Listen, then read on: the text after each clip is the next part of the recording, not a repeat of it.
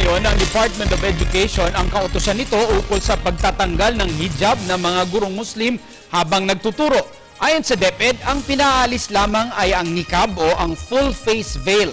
Layunin umano nito na mas maging epektibo ang pagtuturo ng mga gurong Muslim. Narito ang ulat ni Dina Pagibitan. Nilinaw ng Department of Education na isang kahilingan lamang sa mga gurong Muslim ang nasabing pag-aalis ng belo sa kanilang mga muka o bibig kapag sila ay nagtuturo. Magiging daan daw kasi ito sa mas maayos na teacher-pupil relationship sa loob ng silid-aralan.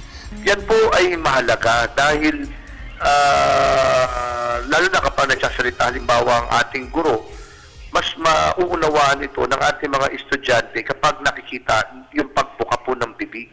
Ang nasabing kautusan ay sa ilalim ng DepEd Order No. 32 Series of 2013 o ang pagpapalakas sa proteksyon ng religious rights ng mga estudyante.